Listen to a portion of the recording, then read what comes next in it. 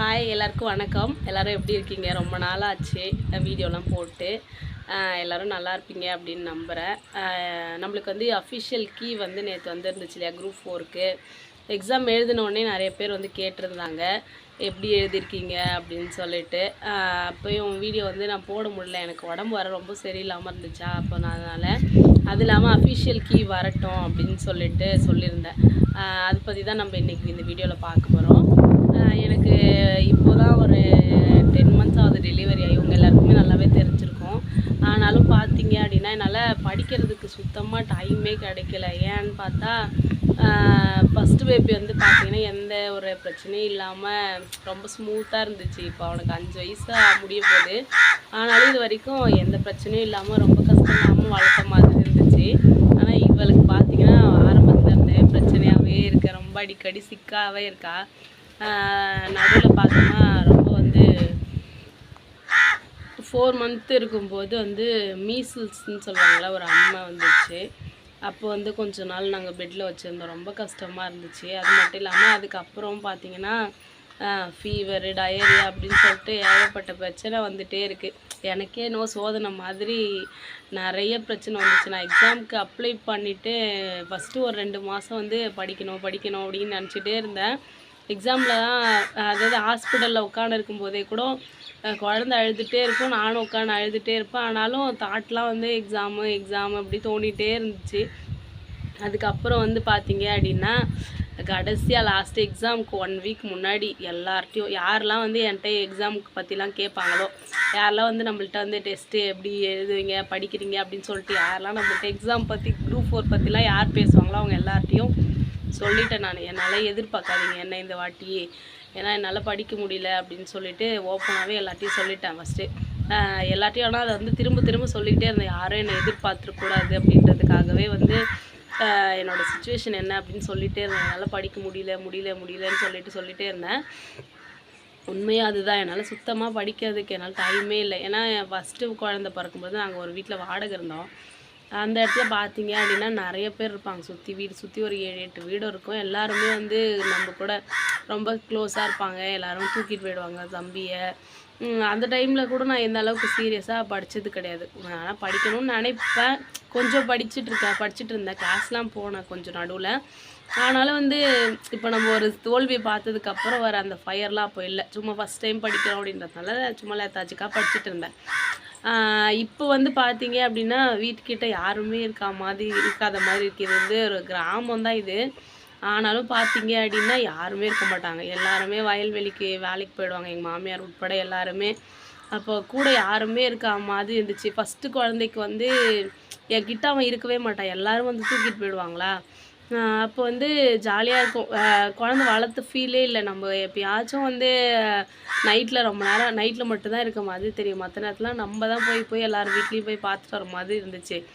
இவளை பிறந்ததுலேருந்து full and full நானே பார்த்துக்கிற மாதிரி இருக்குது. நானே அப்படி இல்லைன்னா அவங்க அப்பா, இவங்க 2 பேர் மட்டும்தான் இருக்க மாதிரி இருக்கா. ரொம்ப ஒரு மாதிரி ஸ்ட்ரெஸ்ஃபுல்லாக இருந்துச்சு. ஏன்னா ஃபஸ்ட்டு நம்ம நினச்சது ஒன்று, நடந்தது ஒன்று அப்படின்ற மாதிரி இருக்குது. அதுவும் இல்லாமல் நான் என்ன பண்ணேன் அப்படின்னா, ஃபஸ்ட்டு குழந்தைக்கே நாங்கள் கொஞ்சம் ரொம்ப கஷ்டப்படுற ஃபேமிலி அப்படின்றதுனால நான் என்ன நினச்சேன் அப்படின்னா, ஃபஸ்ட்டு குழந்த நம்மளுக்கு வேணும் அப்படின்றதுக்காக நம்ம ஃபஸ்ட்டு பார்த்துட்டோம். அடுத்ததெல்லாம் வந்து நம்மளோட நிலமைய கொஞ்சமாச்சும் மேலே போயிட்டதுக்கப்புறமா தான் நம்ம 2வது குழந்தைய பெற்றுக்கணும் அப்படின்ட்டு தான் நான் இத்தனை வருஷம் 5 வருஷம் ஆகுது இருந்தனே. அதுக்கப்புறம் இந்த நம்ம போன குரூப் 4ல் வந்து கண்டிப்பாக 158க்குலாம் வந்து டைப்பிஸ்ட்லையாவது உள்ளே போயிடலாம் அப்படின்னு சொன்னாங்க. அது மட்டும் இல்லாமல் பெரிய பையனுக்கும் ரொம்ப வயசாகுது அப்படின்னு சொல்லிட்டு தான் சரின்னு சொல்லிட்டு பிளான் பண்ணி அதுக்கப்புறம் குழந்தையும் நல்லபடியாக பிறந்துச்சு. ஆனால் என்ன ஆச்சு அப்படின்னா, நடுவில் குழந்தை சிக்காக இருக்கும் பொழுதெல்லாம் பார்த்தீங்க அப்படின்னா ரொம்ப கையிலையும் காசு இல்லாமல் இருக்கும். அது இல்லாமல் நம்மளோட மனசும் ரொம்ப சோர்ந்து போன மாதிரி ஆகிடும். படிக்கவும் டைம் இருக்காது. அது இல்லாமல் குழந்தைக்கும் உடம்பு சரியில்லாமல் இருக்கும்போதெல்லாம் உண்மையாலுமே ரொம்ப அழுகையாக வரும். என்னடா இது, நம்ம எதுக்காக வந்து டைம் டிலே பண்ணமோ அதுவே இப்போ இதாக கொஷின் மார்க் ஆயிருக்கு இல்லையா. நம்மள்ட்ட இப்போ காசும் இல்லை, பிள்ளையும் இந்த மாதிரி உடம்பு சரியாமல் இருக்குது, நம்மக்கிட்ட வேலையும் இல்லை, படிக்கவும் நேரம் இல்லை அப்படின்ற மாதிரி ரொம்ப கஷ்டமாக இருக்கும். அந்த டைம்லலாம் பார்த்தீங்க அப்படின்னா லிட்ரலாக வந்து யார்கிட்டையும் சொல்லவும் முடியாது அப்படின்ற நிலைமைக்கு அழுகையாக வரும் அந்த டைமில் தான். நம்ம எதுக்காக இப்படி இருந்துச்சுன்னா நம்ம முன்னாடியே வந்து அந்த குழந்தைக்கு ஒரு 3 வயசு இருக்கும்போதே எல்லாரும் சொல்லுவாங்களே, ஒன்று வளரும்போதே இன்னொன்று வளர்த்துறலாம் அப்படின்ட்டு. அதுவும் நம்மளுக்கு கிடைக்காம போயிடுச்சே 2த்தையும் இப்போ இவளை பார்க்கறதுனால அவனை பார்க்க முடியாமல் போயிடுது அப்படின்லாம் ரொம்ப ஃபீல் பண்ணிலாம் அழுதுட்டு இருந்தேன். ஆனாலும் ஒரு விஷயம் மட்டும் பண்ணிட்டே இருந்தேன். நான் இந்த எக்ஸாமுக்கு முன்னாடி வரைக்கும் ஃபஸ்ட்டு விஷயம் நான் பண்ணது வந்து யாரையும் என்னை நம்பாதீங்க அப்படின்னு நான் எனக்காகவே சொல்லிக்கிட்டேன். ஏன்னா எனக்கே என் மேலே வந்து நம்பிக்கை நம்ம எக்ஸ்பெக்ட் பண்ணக்கூடாது அப்படின்ட்டு தோணிட்டே இருந்துச்சு. ஏன் அப்படின்னா அது வந்து ஒரு ப்ரெஷர் மாதிரி ஆகிடுது. எல்லாரும் நம்மளை நம்பிட்டுருக்காங்க, எல்லாரும் நம்மளுக்கு எக்ஸாமுக்காக நம்மளை எதிர்பார்க்குறாங்க அப்படின்ற ப்ரெஷர் வந்து அது ரொம்ப பெரிய ப்ரெஷராக இருக்குது. அப்படின்றதுனால ஃபஸ்ட்டு விஷயமா யாருமே என்னை எதிர்பார்க்காதீங்க, என்னால் படிக்க முடியல, என்னால் முடியாதுன்னு தெளிவாக சொல்லிட்டேன். ஆனாலும் நம்மளோட மைண்டுக்கு தெரியும்ல, நம்மளால் படித்து நம்ம இவ்வளோ வருஷம் கஷ்டப்பட்டிருப்போம், ஒரு 4 வருஷமாச்சும் கண்டிப்பாக மினிமம் கஷ்டப்பட்டிருப்போம். ஒரு எக்ஸாமுக்கு உள்ள கிட்ட போயிட்டு கிடைக்கல அப்படின்னும் பொழுது நம்மளால் அதை விட்டுட்டும் வர முடியல. அதனால் என்ன பண்ணுறது அப்படின்னு சொல்லிட்டு யோசிக்கும் பொழுது நான் முன்னாடி எக்ஸாமுக்கு நான் அவங்க எல்லாத்தையுமே சொல்லியிருப்பேன், ப்ரீவியஸ் இயர் கொஷின் பேப்பர் நல்லா ஹெல்ப்ஃபுல்லாக இருந்துச்சு அப்படின்னு சொல்லிட்டு. அதே கொஷின் பேப்பர் அப்படியே இருந்துச்சு, ஆனால் அதை படிக்க கூட எனக்கு நேரமே இல்லை. அதுக்கப்புறம் நான் என்ன பண்ணேன் அப்படின்னா, கண்டிப்பாக இது அது பேர் என்னது, யூடியூப்பில் போயிட்டு எக்ஸாம் ரிலேட்டடாக வர்றதெல்லாம் பார்த்துட்டே இருந்தேன். ஓகேவா. ஆனால் இந்த எக்ஸாமுக்கு வந்து நான் கரண்ட் அஃபேர்ஸ்லாம் அந்த அளவுக்குலாம் படிக்கல. நான் முன்னாடி என்னெல்லாம் தப்பு பண்ணனோ அதெல்லாம் பண்ணக்கூடாது அப்படின்றதுல மட்டும் குறியாக இருந்தேன். எனக்கு தமிழ் ஓரளவுக்கு வருது அப்படின்றதுனால தமிழை வந்து தொடவே இல்லை. நான் ஃபஸ்ட்லேயே வந்து நான் இப்போ ஸ்டார்ட் பண்ணதே வந்து ஒரு 3 மாதத்துக்கு முன்னாடி தான் ஸ்டார்ட் பண்ணேன். ஏன்னா அதுக்கு முன்னாடி லிட்ரலாக எனக்கு சுத்தமாக டைமே இல்லை, அழுகிறதுக்கு மட்டும்தான் டைம் இருந்துச்சு. ஏன்னா அந்தளவுக்கு குழந்தைக்கு ரொம்ப உடம்பு சரியாமல் இருந்துச்சா, அதனால் படிக்க முடியல. ஆனால் இந்த ஒரு எக்ஸாமுக்கு முன்னாடி ஒரு 3 மாதத்துக்கு முன்னாடி படிக்க கொஞ்சம் ஓரளவுக்கு தேறிட்டா அப்படின்றதுனால படிக்க ஸ்டார்ட் பண்ணும்பொழுது ஃபஸ்ட்டு தாட்டாக என்ன நினச்சேன் அப்படின்னா, நம்ம ஏற்கனவே தமிழ் நல்லா படிச்சிருக்கோம். ஏன்னா குரூப் 2க்கு படிச்சிருக்கேன், குரூப் 4க்கு படிச்சிருக்கேன். அதனால் 6லேருந்து 12th வரைக்கும் நல்லா தமிழ் படிச்சிருக்கோம். தமிழ் படிக்கிறதுக்கு நம்மளுக்கு ஒரு 1 மந்த் இருந்தால் போதும் அப்படின்றதுனால ஜிஎஸ் மட்டும் படிப்போம் அப்படின்னு போனது. இதில் நம்ம என்ன தப்பு பண்ணோம் அப்படின்னா, மேக்ஸில் மார்க் போச்சு. அதனால் இந்த வாட்டி மேக்ஸை விடக்கூடாது அப்படின்னு சொல்லிட்டு மேக்ஸ் மட்டும் போட்டுகிட்டே வந்துகிட்டே இருந்தேன். அடுத்தது வந்து போன இதில் ஜியாகிரஃபி, எக்கனாமிக்ஸ்லாம் பார்க்கலன்னு நான் உங்களுக்கே சொல்லியிருப்பேன். அதுக்காக ஜியாகிரஃபி எடுத்து இந்த வாட்டி படிச்சிடணும் அப்படின்னு சொல்லிட்டு எக்ஸாமுக்கு ஆரம்பிக்கிறதுக்கு முன்னாடி நோட்டிஃபிகேஷன் வந்துச்சுலே அப்போயே ஜியாகிரஃபி எடுத்து வச்சு படிச்சிட்டேன். 10th ஜியாகிரஃபி மட்டும்தான் படித்தேன். 11th 6லேருந்து 8th வரைக்கும் படித்தேன். 9th புக்கு தொடவே இல்லை, டைம் இல்லை. அதனால ஜியாகிரஃபி மட்டும் படிச்சுட்டே இருந்தேன். அதுக்கப்புறமா வந்து இந்தியன் நேஷ்னல் மூமெண்ட் படித்தேன். பாலிட்டிலாம் படிக்க சுத்தமாக டைம் இல்லை. படிக்கலாம்னு பின்னாடி படிச்சுக்கலாம்னு நினச்சிட்டே இருந்தேன். நடுவில் எல்லாருக்கும் அடிக்கடி மாற்றி ஜுரம் வந்துகிட்டே இருந்த உடம்பு சரியாமல் அப்படியே போயிட்டே இருந்துச்சு. அதனால் படிக்கவே முடியல. ஆனால் நான் என்ன பண்ணேன் அப்படின்னா, ஒரு டெஸ்ட் பேட்ச் வந்து சேர்ந்தேன். உங்களுக்கு யாருக்கும் யூஸ்ஃபுல்லாக இருந்துச்சுன்னா கூட சேர்ந்துக்கோங்க. ஜேடி அப்படின்னு சொல்லிட்டு ஒரு சார், ராஜேஸ்வரன் சார், அவர் பேர் கூட சரி ஞாபகம் இல்லை. அவங்களோட ட்ரெஸ் பேட்ச் வந்து ஒன்று போட்டாங்க. ஏன்னா இதுக்கு முன்னாடியே எங்கள் சார் கிளாஸுக்கே வந்து எல்லோரும் போகிறவங்க எல்லாருமே, கிளாஸ் போகிறவங்க எல்லாருமே கூட்டாங்க. என்னம்மா இந்த மாதிரி கிளாஸ் ஜாயின் பண்ணு அப்படின்னு சொல்லிட்டு. இல்லை எனக்கு டைம் இல்லை, குழந்தைய பார்த்துக்கிறதுக்கு யாரும் இல்லை தேவையில்லை அப்படின்னு சொல்லிட்டேன். சரி இல்லை, எக்ஸாம் முன்னாடி ஒரு 2 மந்த்ஸ் தான் இருக்குது, இந்த டெஸ்ட் பேட்சாவது வந்து வாயேன், வாரத்தில் ஒரு நாள் தானே டெஸ்ட் பேட்ச் அப்படின்னாங்க. அதுக்கும் அந்த 1 மணி நேரம் நான் ஒரு 3 மணி நேரம் ஆகும் இல்லையா, அதை கூட பார்த்துக்கிறதுக்கு யாரும் இல்லை, அதனால் வேணாம் நான் இருக்கட்டும் பார்த்துக்கிறேன் அப்படின்னு சொல்லிட்டேன். அதுக்கப்புறமா வந்து என் ஃப்ரெண்டு வந்து என்ன பண்ணாங்கன்னா, கொஞ்சம் நாளைக்கு வந்து அவங்க டெஸ்ட் பேட்ச் போட்டிருந்தாங்க டேஃபில். அந்த டெஸ்ட் பேட்சோட கொஷின்லாம் வந்து டிஸ்கஸ் பண்ணுவாங்க. சும்மா டிஸ்கஸ் பண்ணும்பொழுது அந்த சண்டே மட்டும் கொஞ்சம் டிஸ்கஷன் மாதிரி போகும், அது மட்டும் பண்ணோம். அதுக்கப்புறம் என்ன பண்ணேன் அப்படின்னா, அந்த நான் சொன்னேன் இல்லையா ஜேடி அப்படின்னு சொல்லிட்டு 800 ரூபா அந்த பேட்ச்சு, ஒரு 10 டெஸ்ட்டு அப்படின்னு சொல்லிட்டு சொன்னாங்க. அந்த 10 டெஸ்ட்டுமே உண்மையாக சொல்கிறேன், 10 டெஸ்ட்டும் எழுதினேன். 10 டெஸ்ட்லேயும் ஃபஸ்ட் மார்க் எடுத்து பார்த்தீங்கன்னா வச்சுக்கோங்களேன், 198, 199 எல்லாம் எடுத்தாங்க. ஆனால் என் மார்க் எங்கே இருக்குன்னா 140, 150, 140, 150 இதே தான் போச்சு. லாஸ்ட்டு ஒரு டெஸ்ட்டில் தான் வந்து 160 அபோவ் வந்து மார்க் வந்து எடுக்க முடிஞ்சிச்சு. நான் வந்து 10 டெஸ்ட்டும் எழுதினேன். 10 டெஸ்ட்டுக்குமே உண்மையாக படிக்கலை, படிக்க டைம் இல்லை. ஆனாலும் நான் என்னெல்லாம் பண்ணேன்னு உங்களுக்கு லாஸ்ட்டில் சொல்கிறேன். இப்போ என்னோடய மார்க் ஃபஸ்ட்டு சொல்லேன். ரொம்ப நேரமாக நான் வந்து லூஸ் மாதிரி பேசிகிட்டு இருக்கேன். என்னோடய மார்க் வந்து இப்போதைக்கு 172 வருது. ஆனால் வந்து அந்த 2 கொஷின் வந்து கரண்ட் அஃபேர்ஸ் ரிலேட்டடாக ஏதோ ஒரு கொஷின் கேட்டிருந்தாங்களே, நிறைய கொஷின் கேட்டிருந்தாங்க. அதில் ஒரு 2 கொஷின் நான் என்ன டிக் பண்ணேன்னு சரியா இப்போ ஞாபகம் இல்லை. அன்றைக்கி கீ செக் பண்ண அன்றைக்கி ஞாபகம் இருந்துச்சு. ஆனால் வந்து கீழே வந்து சொல்லுவாங்கள்ல, அதில் கரெக்டான ஆன்சர் சொல்லும்போது அதில் ரீரைட் பண்ணி வச்சுருந்தேன்னா, அதனால் எந்த இடத்துல டாட் வச்சுருந்தேன் அப்படின்னு சொல்லிட்டு தெரியல. அதனால் அந்த 2 கொஷின் டவுட்டு. ஆனால் வந்து 170 வந்து கண்டிப்பாக வருது அப்படின்னு சொல்லிட்டு பார்த்தேன் நேற்று. எனக்கே ரொம்ப சந்தோஷமாக இருந்துச்சு. ஆனால் எக்ஸாம் முடிச்ச அன்னைக்கு நைட்டு வந்து செம்ம கஷ்டமாக இருந்துச்சு. ஏன்னா அந்த மணிமேகலையிலேருந்து கொஷின் கேட்டிருந்தாங்க பாருங்க தமிழில், பாடை மாக்கள், பழமொழி பேசும் மக்கள். அது அப்புறம் இன்னும் ஒரு 2-3 கொஷின் வந்து லாஸ்ட்டில் நம்ம ஒரு வாட்டியாச்சும் புக் எடுத்து ரிவிஷன் பண்ணியிருந்தா வந்து நம்மளுக்கு அந்த கொஷினை அடிச்சிருக்க முடியுமே அப்படின்ற மாதிரி தோணுச்சு. அதே மாதிரி ஹிஸ்ட்ரியில் அந்த பாமன் ஷா பற்றி ஒரு கொஷின் கேட்டிருந்தாங்க. அது அந்த மாதிரி சில கொஷின்லாம் வந்து நான் முன்னாடி எக்ஸாமுக்கு படிச்சிருக்கேன். நான் வந்து ரிவிஷன் பண்ணாதனால அதை பற்றி ஐடியாவே இல்லை அப்படின்ற மாதிரி போச்சு.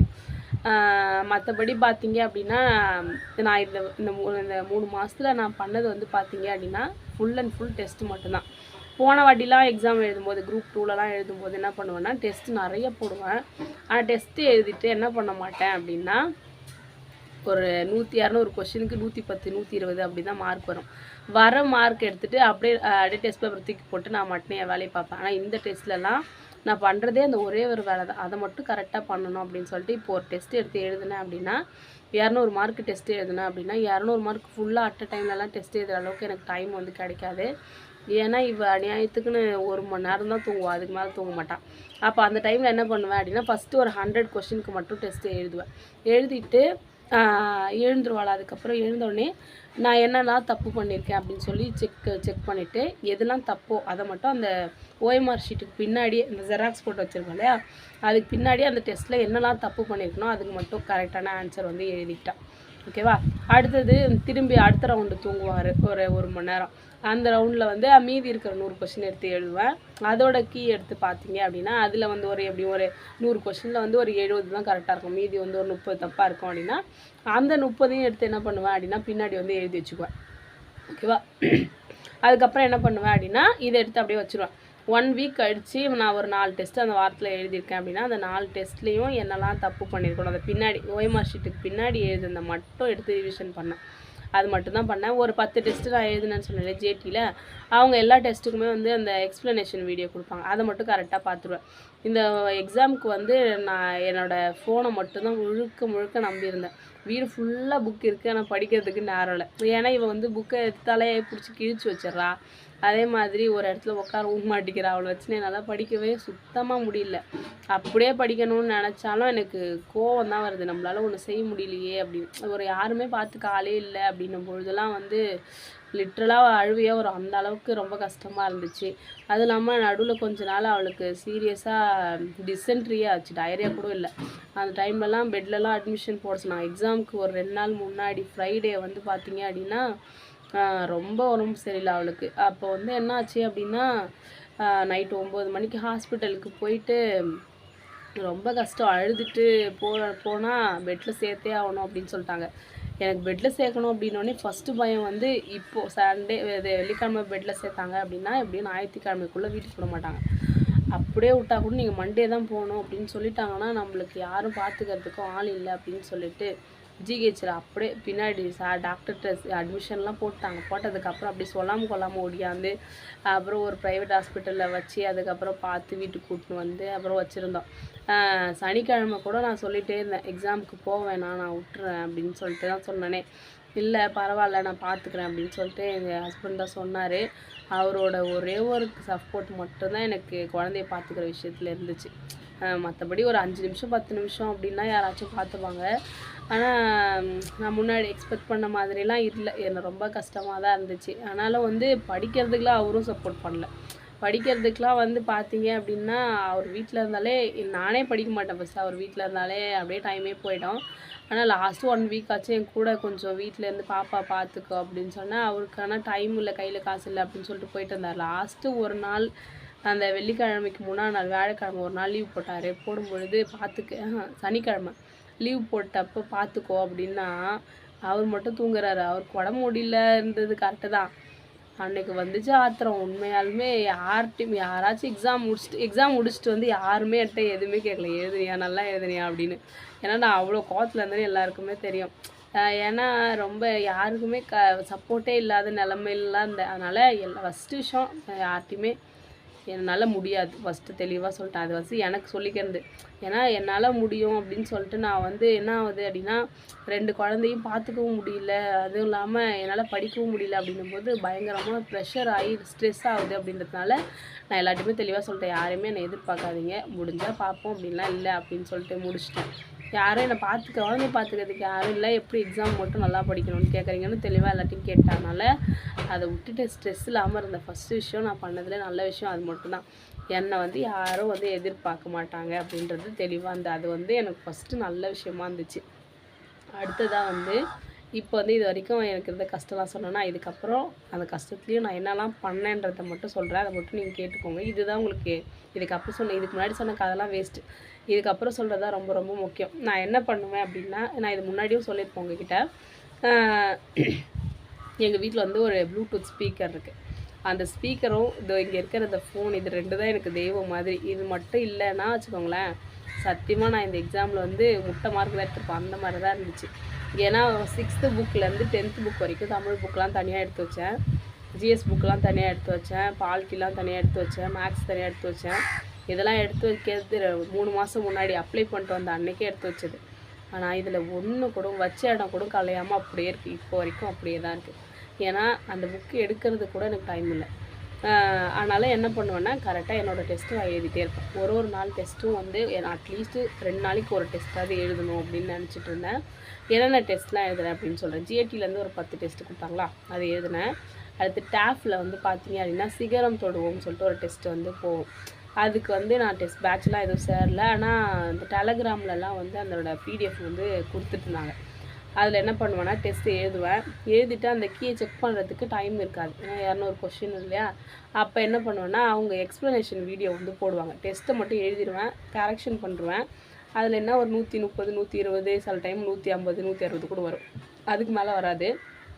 என்ன பண்ணுவேன் அப்படின்னா, அதை அப்படியே முடிச்சுட்டு அந்த வச்சுட்டு அவங்களோட எக்ஸ்ப்ளனேஷன் வீடியோ போடுவாங்க. மேக்ஸுக்கும் போடுவாங்க, அதுக்கப்புறம் ஜிஎஸ்க்கும் போடுவாங்க. அந்த வீடியோவை வச்சு பார்ப்பேன்.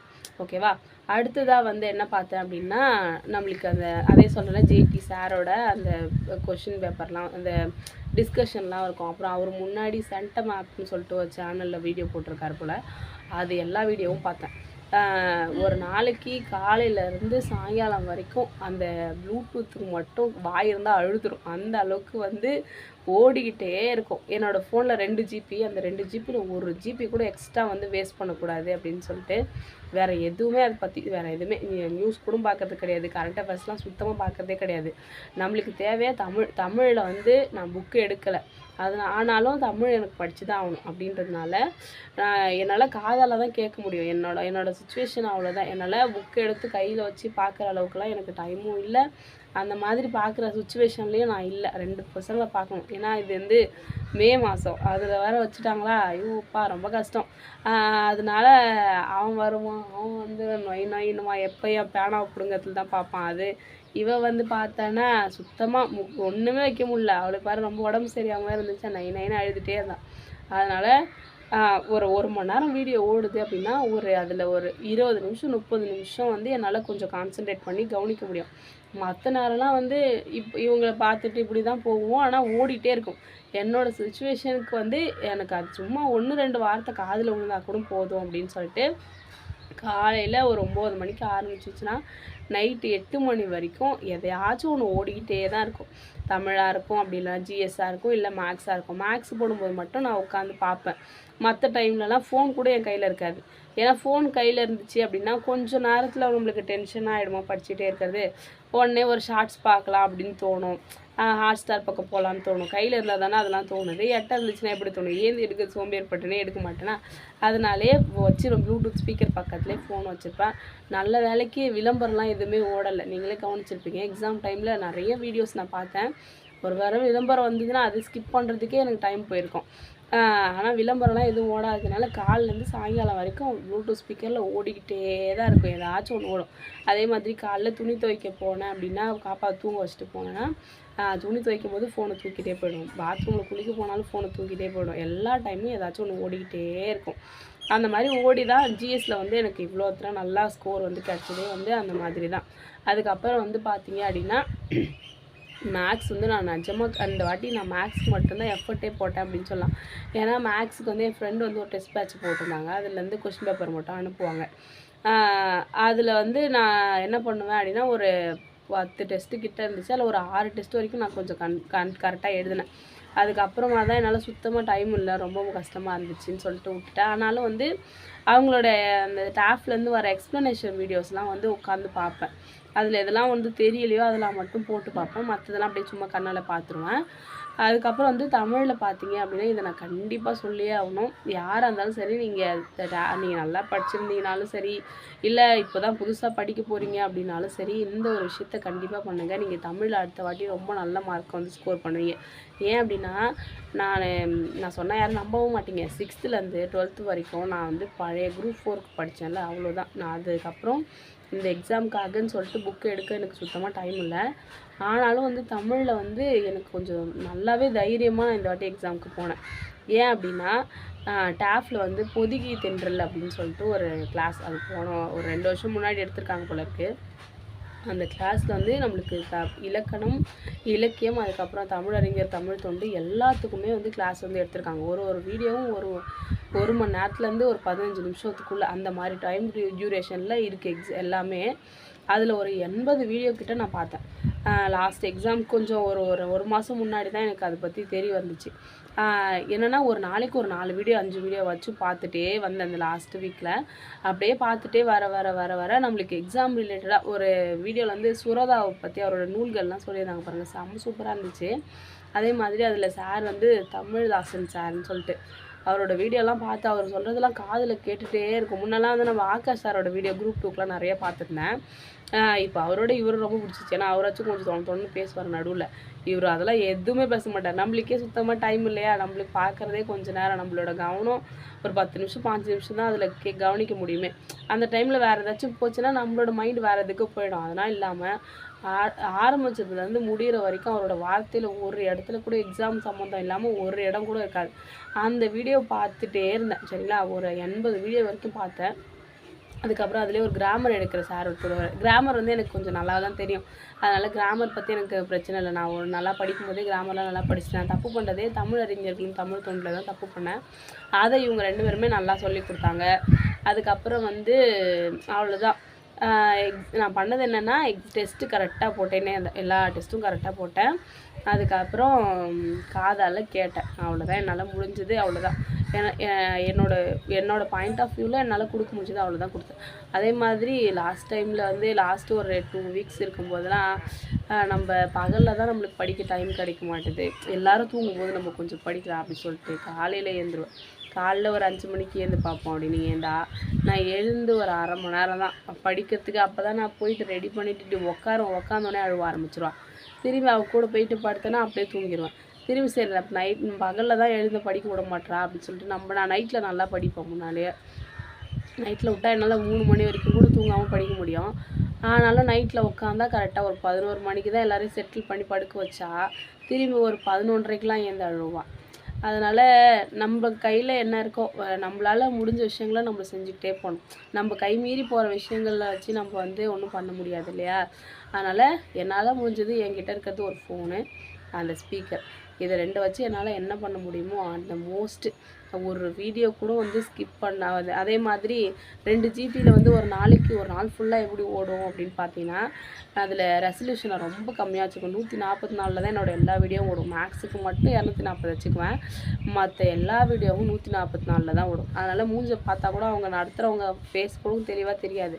அவங்க என்ன நடத்துகிறாங்கன்னு தெரியாது. ஒன்லி லிசனிங் மட்டும்தான் என்னோட இந்த இவ்வளோ மார்க்குக்கு காரணமாகவே இருந்துச்சு. லாஸ்ட்டு அந்த 1 வீக் வந்து நான் நினச்ச மாதிரி கொஞ்சம் நான் அந்த லாஸ்ட்டு ஒரு 2-3 நாள் வந்து ப்ரீவியஸ் இயர் கொஷின் நான் கொஷின் பேங்க் வச்சுருந்தேன்.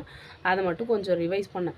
அது கூட எனக்கு சுத்தமாக டைமே இல்லை. கடன்னு வரட்டிகிட்டே இருந்தேன். அந்த முடிச்சுட்டா கொஞ்சம் தைரியம் வந்துடும் அப்படின்ற ஒரு நினப்பு மட்டும் தான் இருந்துச்சு. அதில் இருக்கிறத படிக்கணும்னு கூட இல்லை. நான் நினச்சி வச்சுருந்தேன் என்னென்னா, லாஸ்ட்டு அந்த ப்ரீவியஸ் இயர் கொஷின் பார்க்கணும் அப்படின்னு நினச்சிருந்தேன். அதை பார்த்தா என்னோடய மனசு கொஞ்சம் திருப்தி ஆகிடும் அப்படின்றதுக்காக லாஸ்ட் நாள் வச்சு பரட்டினேன். எக்ஸாம் முன்னாடி சாட்டர்டே கூட சொன்னார், என்ன நாளைக்கு எக்ஸாம் வச்சுட்டு இன்னும் பாட்டின்னு இருக்க, அப்படிலாம் பண்ணக்கூடாது அப்படின்னு. படித்தவங்களுக்கு தானே மறந்து போயிடும். முன்னாடியே படித்தவங்க தான் எக்ஸாம் டைமுக்கு முன்னாடி படித்தா மறந்துடும். நான் தான் ஒன்றுமே படிக்கலைல்ல, சும்மா தானே பார்க்குறேன் விடுன்ட்டு நான் மட்டும் உட்காந்து பரட்டிகிட்டே இருந்தேன். அதில் ஆகிட்டு ஒரு 11, 12:30 வரையும் ஆயிடுச்சு. அப்படியும் ஒரு 4-5 பேஜ் இருந்துச்சு. அதையும் மூடி வச்சு நாளைக்கு பார்க்குறேன் அப்படின்னு சொல்லிட்டு வச்சுருந்தேன். அதை பார்க்கவே முடியல, அதனால டைம் போயிடுச்சு. ஆனால் லாஸ்ட் நான் என்ன பண்ணேன் அப்படின்னா, எக்ஸாமுக்கு முன்னாடி நாள் வந்து நான் இது வரைக்கும் ஒரு 20, 30, 35 டெஸ்ட் வரைக்கும் கூட எழுதியிருப்பேன். அந்த ஓஎம்ஆர் ஷீட் எல்லாம் வச்சுருந்தேன் இல்லையா, நான் எழுதி வச்சுருந்தேன்ல, அந்த ஓஎம்ஆர் ஷீட்டில் இருக்கிறத மட்டும் ஒரு 2 வாட்டி பார்த்துட்டு போனேன். உண்மையாக அதுலேருந்து நிறையா கொஸ்டின் வந்துச்சு. அதனால் நம்ம டெஸ்ட்டு எழுதும்போது நம்ம பண்ணுற தப்பே என்னென்னா, டெஸ்ட்டு எழுதிட்டு நம்ம அதை திருப்பி பார்க்காம போயிடும். நம்ம பண்ண தப்பை வந்து பார்க்காம போயிருப்போம். ஆனால் இதில் நான் பண்ண ஒரே ஒரு நல்ல விஷயம் என்னென்னா, ஏன்னா என்னால் அது ஒன்று தான் பண்ண முடிஞ்சுது. ஒரு நாளைக்கு அவளால் ஒரு 2 மணி நேரம் நல்லா கண்டினியூஸாக தூங்க முடியுது அப்படின்னா, என்னால் ஒரு நாளைக்கு ஒரு டெஸ்ட் ஒழுங்காக எழுத முடியும். எழுதினேன். அதே மாதிரி ஏபிஜேவோட டெஸ்ட் எல்லாமே எழுதினேன். அந்த டெஸ்ட்டு எழுதும்போது என்னென்னா, நம்ம இப்போ ஒரு 1000 பேர் டெஸ்ட் எழுதுகிறாங்க அப்படின்னா, நம்ம ஒரு 400 பேர்கிட்ட இருப்போம். அப்போ வந்து பரவாயில்ல, நம்ம 400 கிட்ட இருக்கோம், ஒரு 600 பேர் நம்மளுக்கு பின்னாடி இருக்காங்க அப்படின்ட்டு ஒரு நம்மளுக்குள்ளேயே ஒரு தைரியம் வந்துடும். இந்த மாதிரி தான் இருந்துச்சு. ஓகேவா?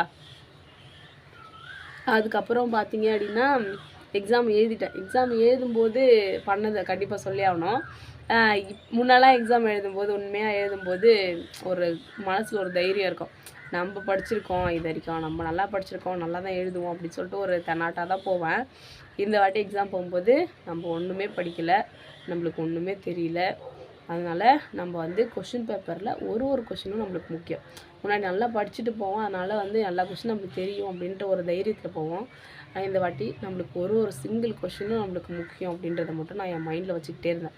என்ன பண்ணுவேன் அப்படின்னா, முன்னெல்லாம் அப்படியே கடகடன்னு எழுதி படிச்சுக்கிட்டே ஒரு வாட்டி கொஷினை படிப்பேன், அப்படியே டிக் பண்ணிவிட்டு அப்படியே ஷேர் பண்ணிக்கிட்டே வருவேன்.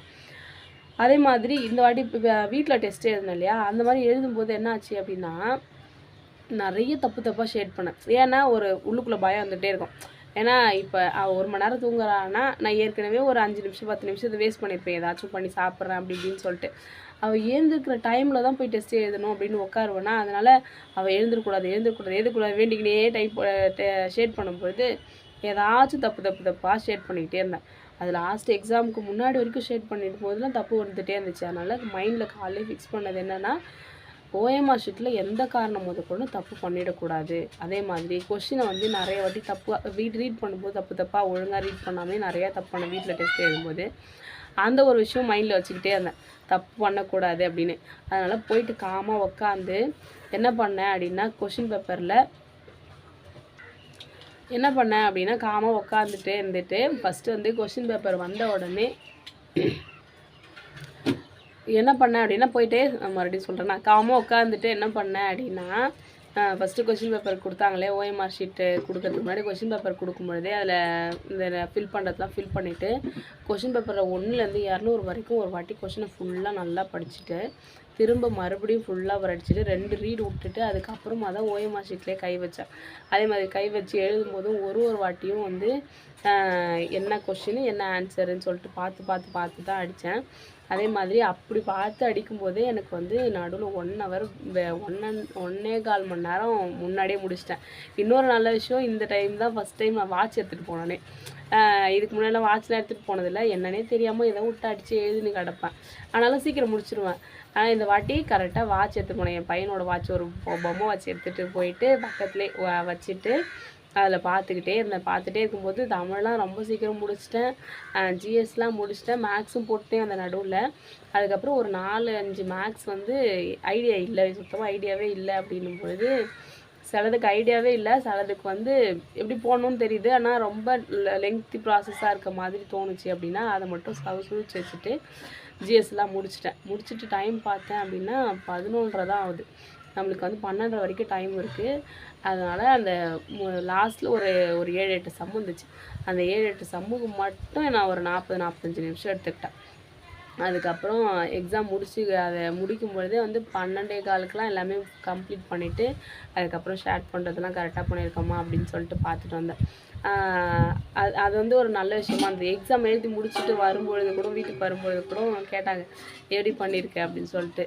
என்னை யார் படிக்க விட்டீங்க, எப்படி வந்து கேட்குறீங்க, யாரும் கேட்கக்கூடாது என்ன அப்படின்னு சொல்லிட்டேன். அதுக்கப்புறம் கீ செக் பண்ணும்பொழுது நான் ஒரு 6-7 கொஷின் கெஸ் பண்ணி போட்டதில் கரெக்டாக இருந்துச்சு. கரண்ட் அஃபேர்ஸ்லாம் வந்து நான் நிஜமாக படிக்கலை, எனக்கு சுத்தமாக டைம் இல்லை. ஜிஎஸ்சி தமிழ் படிக்கவே டைம் இல்லை, இதில் எங்கேருந்து கரண்ட் அஃபேர்ஸ் படிக்கிறது, சுத்தமாக படிக்கலை. ஆனால் கெஸ் பண்ணி தான் போட்டேன். கெஸ் பண்ணி போட்டது எல்லாமே வந்து கரெக்டாக தான் வந்து இருந்துச்சு. அதனால் அது ரொம்ப சந்தோஷமாக இருந்தது. நம்ம இது வரைக்கும் நான் இதுக்கு முன்னாடிலாம் எல்லாத்துலேயுமே கெஸ் பண்ணி போட்ட ஒன்று கூட கரெக்டாக வந்ததே கிடையாது. ஆனால் இந்த வாட்டி கெஸ் பண்ண அந்த கரண்ட் அஃபேர்ஸ் எல்லாமே கரெக்டாக தான் வந்து இருந்துச்சு. அந்த யானைன்னா கஜமாக இருக்குமோ அப்படின்னு சொல்லிட்டு போட்டேன், அது கரெக்டாக வந்துச்சு. ஆனாலும் இந்த கரண்ட் அஃபேர்ஸ்லாம் கொஞ்சம் நிறைய தப்பு கரண்ட் அஃபேர்ஸில் தான் நிறைய போயிடுச்சு. ஹிஸ்ட்ரியில் ஒரே ஒரு தப்பு, அதே மாதிரி சயின்ஸில் ஒரு தப்பு, அதே மாதிரி அது இது கேட்டிருந்தாங்கல்ல, ஹெச்டிஐயில் ஃபஸ்ட்டு இருக்கிறது யார் அப்படின்னு சொல்லிட்டு, அதிலலாம் வந்து ரொம்ப அறிவாளித்தனமாக 2016 கேட்டிருக்காங்க. ஸ்கூல் புக்கில் 2011 போட்டிருப்பாங்களோ அப்படின்னு சொல்லிட்டு தப்பாக போட்டிருந்தேன். அந்த மாதிரி ஓவர் திங்கிங் பண்ணதெல்லாம் தப்பாக இருக்குது. ஆனால் நம்மளுக்கு ஃபஸ்ட்டு அதே மாதிரி இன்னொன்று விஷயம் சொல்லி ஆகணும். என்னென்னா, எக்ஸாம் எழுதுறதுக்கு முன்னாடி வந்து ஒரு 2 வீடியோ பார்த்தேன்.